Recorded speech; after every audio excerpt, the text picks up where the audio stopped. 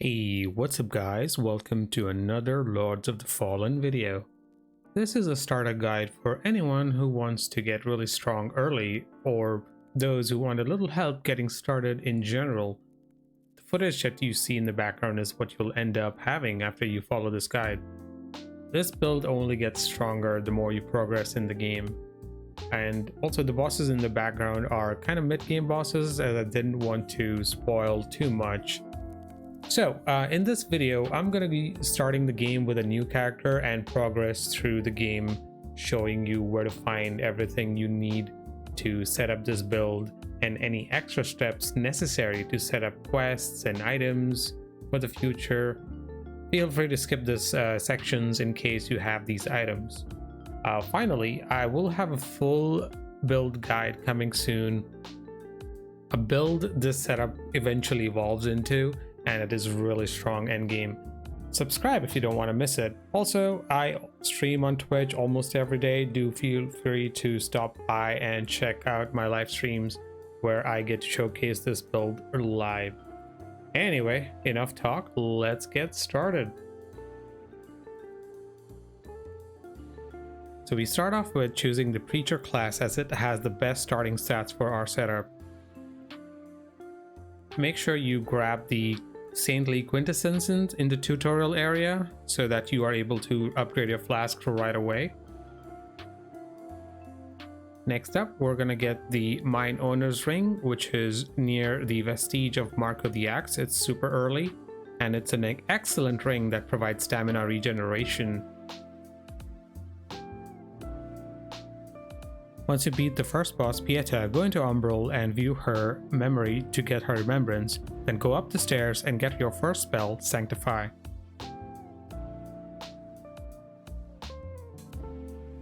Once you get to Skyrest, you can talk to Dunmire to purchase yet another hammer and the spells Healing Radiance and Radiant Weapon. We are going to be dual wielding the hammer for an amazing moveset. Upgrade your Sanguinarix from Pieta. Find Molu in Umbral and socket the eye in your Umbral lamp. Smash these boxes and pick up the spell Aura of Tenacity. Right, now it's time to head out. Our first objective is to get the Skyrest bridge key. From the Sanctuary vestige, follow this path. We're going to get some necessary gear as well as free an NPC for our future quest lines. So we're gonna get the Skyrest bridge key, the Crimson Rector shield, and a regular Delirium shard, among other goodies.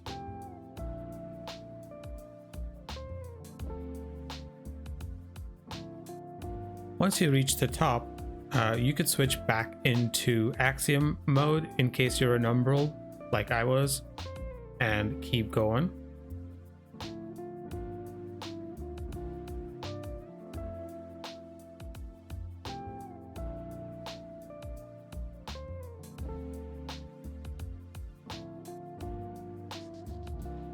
Switch to Umbral.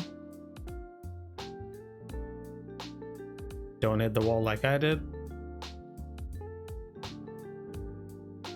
We're going to take the left path first up the ladder. This is where we are going to get our first regular Delirium shard. Now, I'm not sure if this is RNG, but this moth always drops a regular Delirium shard for me. We're also going to pick up the sword as a bonus, and let's head out. Now, here you want to soulflay this thing and pick up the key and run like I did and switch back to Axiom, or you will die from these two. Pick up the Crimson Rector shield and unlock the gate and head back. And now we can open this door. Now there's a lot of goodies in here. Also a very simple puzzle up this ladder. Once you solve that puzzle, you'll get an item that you'll be able to free the NPC up top. For now, let's get back to our progression. Quick note, you can also farm these guys with hammers for regular Delirium shards in case you need it. Alright, back to progress. Our second boss fight, the Scarred Sister, is quite easy if you do what I did. buff up your weapon when you enter the fight and take out these two ads, and then get close to her and get back. She is protected by an umbral thingy, so just wait for her to approach you to get rid of her protection, and as soon as he gets near, just spam her a little bit with your spells until she gets close, and then charge up your dual hammer swing. This will knock her back a little bit. I messed up there, but it's quite easy. All you have to do is charge up your weapon swings once she finishes her combo, and you are all done. The amount of damage you do is quite amazing at this point.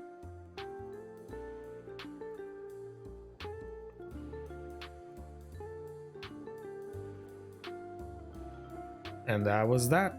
Easy peasy. Now warp to Umbral to get your Sanguinarix upgrade, and let's move on. Progress as usual until you get to the Bell Vestige, where we pick things up. Alright, so we're at the Bell Vestige. You can talk to Brian here if you like, and continue forward. Our next objective is to get the Bowl of Revelations, which allows us, it's a key item, it allows us to exchange boss weapons. So can take this path as you see here, and we'll get there in just a bit.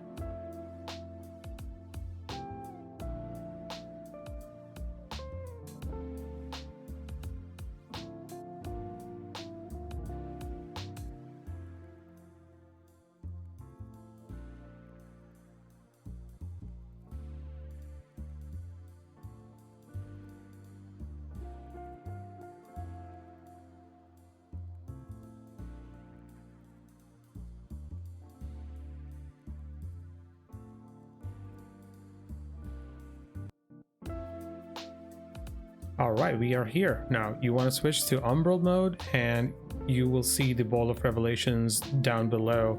You can choose to skip all these enemies and just pick up the bowl if you like. I just try to kill everything, it's easier for me. Also, this moth enemy also always drops some useful items.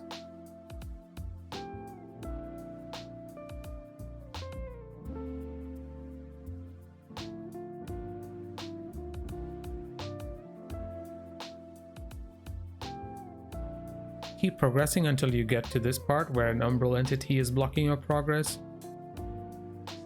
Solve the puzzle and continue forward. Our next objective is to free the Blacksmith for our weapon upgrades.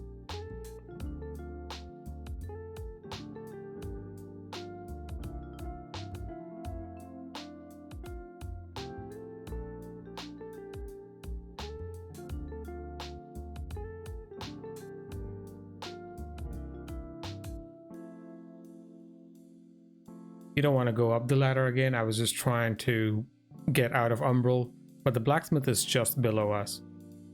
Go to this side, buff up your weapon, and prepare for a little bit of a fight. There are 3 enemies. The soldier down below will drop the key required to open the cage.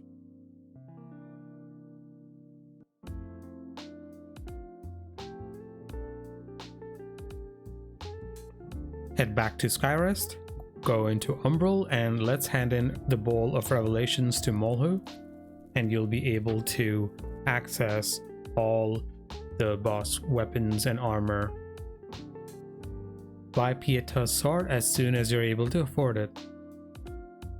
Alright, let's do a quick recap of our spells. We have the Sanctify spells for our heals, and we have our Radiant weapon to buff our weapon, but I want to talk about the Aura of Tenacity, a spell that I have been sleeping on, and I highly advise you to try it.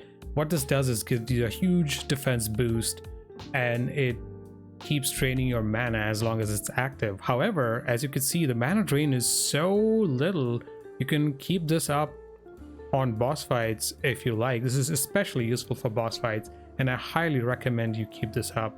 And if you want to deactivate it for whatever reason, you can cast it again and it'll deactivate it. Alright, let's do a little recap. So far, what we have is we have 2 amazing weapons. Hammers, which have a really fast moveset, does a lot of damage. The charge attack is easy to pull off. and it's so damaging, especially when you buff up with Radiant Weapon. We have amazing spells. We've got our ranged spell Radiant Flare. We've got a weapon buff, and we also have, for utility, we have for boss fights we have Aura of Tenacity, and for general healing we have either the Sanctify or the Healing Radiance. I highly recommend Sanctify because it is a little bit more useful, but yeah, it is up to you. So we have an amazing healing spell, we have weapon buffs, we have 2 amazing weapons, or if you were able to afford Pieta's sword, you could use that.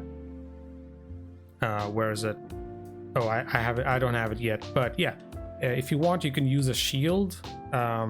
You can buy a shield from this guy, and if you also want, you could also purchase the Ring of Duty. This will bump up your vitality and endurance attributes just a little bit more. So within the first 30-40 minutes, you have an amazing damage dealer, a self-sustainer character, and this only gets better as you progress the game. I really hope you enjoyed this guide, and feel free to leave questions or comments below and see if this helps you, and let me know. Until next time, I will see you, and take care.